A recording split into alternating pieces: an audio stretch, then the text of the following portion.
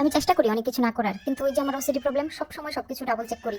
তালাটা ঠিকভাবে লাগাইছি তো, এই নিয়ে 17 বার বারবার টেনে টেনে চেক করলাম, টানতে টানতে না জানি তালাটা ভেঙেই যায়। এ বাবা, বের হওয়ার সময় রুমের ফ্যান লাইট অফ করছি তো, এই নিয়ে 2বার অর্ধেক রাস্তা থেকে ফেরত আসছি চেক করার জন্য লাইট ফ্যান অফ করছি কিনা। গ্যাস অফ করার পরেও আমার কেন জানি বারবার মনে হয় গ্যাসটা অফ করছি তো, ঠিকভাবে অফ করছি তো। মাঝে মাঝে মনে হয় আমার ব্রেনই আমার সব থেকে বড় শত্রু। আমি একাই আমার নিজের ব্রেনের সাথে কথা বলি, বারবার আমার মন সেদিকে তাকাতে চায় যেদিকে ভাবি আমি তাকাবো না। আমার আবার একটা ব্যাপার আছে, মানে যেখান থেকে জিনিস উঠাবা সেখানেই রাখতে হবে, মানে ড্রয়ার থেকে উঠে ওই সোফার উপরে রেখে দিবা এরকম চলবে না।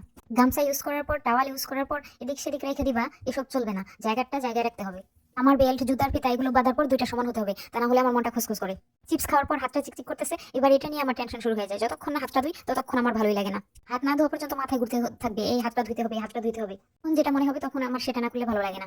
আবার আমার হাত ধোয়ার একটা বাতিক আছে, এই চুলা জ্বালালাম আমার হাত ধুতে হবে, এই কিচেনের একটা জিনিস ধরলাম আমার হাত ধুতে হবে, এই থালা বাসন ধরলাম এই আমার হাত ধুতে হবে। আমার হাত না ধুলে ভালোই লাগে না, আমি এটা আমার একটা মাথা যন্ত্রণা করে হাত না ধুলে। কোনো জিনিস যখন ভাবি আমি করব, যতক্ষণ না না করি ততক্ষণ কনস্ট্যান্টলি আমার মাথার ভিতরে ঘুরতেই থাকে ঘুরতেই থাকে।